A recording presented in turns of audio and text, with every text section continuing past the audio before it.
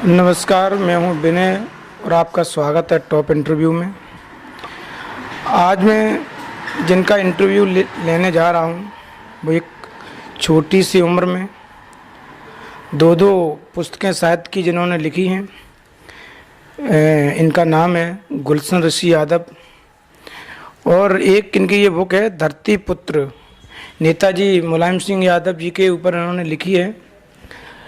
हम इनसे जानेंगे, एक इनकी नई बुक भी आने वाली है और हम इनसे जानेंगे कि इस साहित्य लिखने की प्रेरणा इस छोटी सी उम्र में कैसे मिली।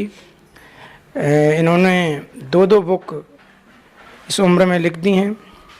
और गुलशन ऋषि जी, मेरे यूट्यूब चैनल में आपका स्वागत है।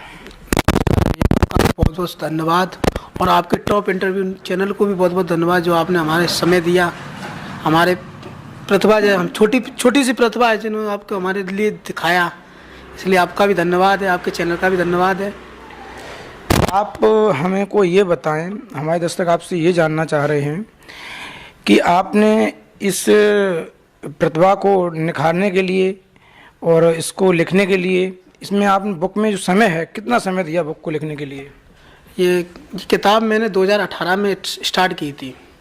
समय था, हम बैठे हुए थे, अचानक मतलब नेताजी के बहुत बड़े फ़ैन तो हम हैं ही, आदरणीय नेताजी के गांव से बिलोंग करते, इटावा के रहने वाले हैं, तो नेताजी के बारे में बहुत कुछ जानकारी भी थी। तो उस जानकारी को हमने कहीं ना कहीं लिखते रहते थे। तो 2018 में मैंने सोचा कि एक नेताजी के ऊपर किताब लिखी जाए, तो उसकी स्टार्टिंग मैंने 2018 से की और 2021 में मैंने कंप्लीट की है इसे। नहीं, तो आप ये बात बताएं मुझको, ये प्रेरणा आपको कहाँ से मिली, कैसे आपने लिखना सीखा, इस साहित्य का अध्ययन आपने किससे किया, साहित्यिक गुरु कौन है आपके?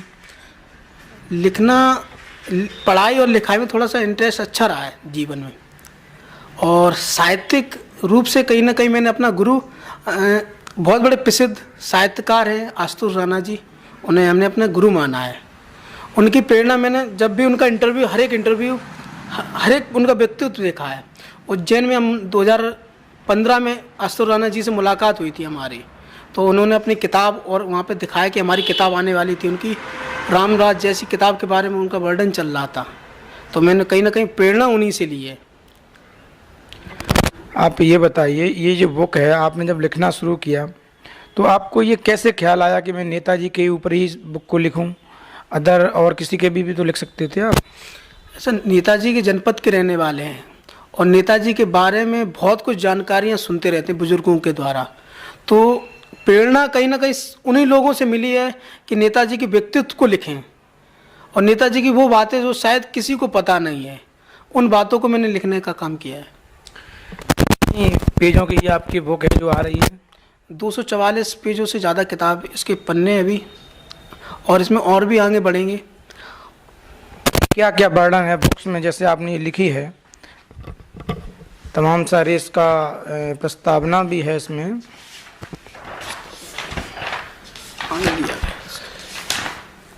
ये लगभग 34 टॉपिक पर आपने इसमें काम किया है। जी जी। इसमें क्या क्या है ऐसा, हमारे दर्शकों को आप ये बताएं, इसमें जो आपने इसमें लिखी है बुक्स, इसमें क्या क्या है खास जो लोग जानेंगे नेताजी के बारे में?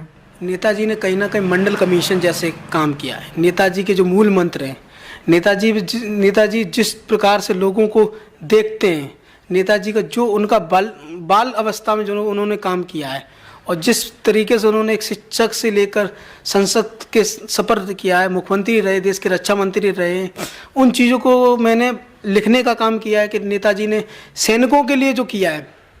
अब लोग बुराइयां बहुत निकालते हैं हर चीज़ में, लेकिन अच्छाइयाँ बहुत कम लोगों को पता है। तो नेताजी वैसे हमारे यहाँ के प्रेरणा स्रोत हैं, और नेताजी की जितनी बारे में कोशिश की है वो लिखने का सारा काम किया है। दूसरी बुक है आपकी जिसका नाम है मनु ऋषि साहित्य। मनु ऋषि जी, उसमें आपने क्या दर्शाया है?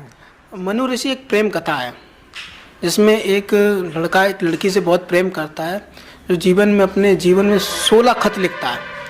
वो खत को वो कहीं ना कहीं दे नहीं पाता है, और जब अंतिम समय में जब एक समय ऐसा आ जाता है कि कहीं ना कहीं लड़के के जो विचार हैं उस जो लड़की को बताता है, तो वो लड़की इतनी भावुक हो जाती है, लेकिन टाइम पीरियड कंप्लीट हो जाता है, क्योंकि उसमें थोड़ा सा इनडायरेक्टली और डायरेक्टली फॉर्म चलता है कि उसको पता है, उसको नहीं पता है, वो सोचता विचारता ज़्यादा रहता है। ये जो आपकी बुक्स हैं जी मार्केट में कब आ जाएंगी, लगभग कितना समय वो लगेगा अभी इन दोनों बुकों को? अभी थोड़ा सा समय लगेगा, क्योंकि ये किताब आ जाएगी अभी 15 दिन में समथिंग कंप्लीट होने वाली है, और जल्दी जल्दी समय देंगे। थोड़ा इसकी प्रिंटिंग चल रही है, यूथ पब्लिकेशन दिल्ली से इनका पब्लिकेशन हो रहा है, तो उन्होंने थोड़ा समय मांगा है और इसमें करेक्शंस थे, करेक्शन कंप्लीट किए जा रहे हैं।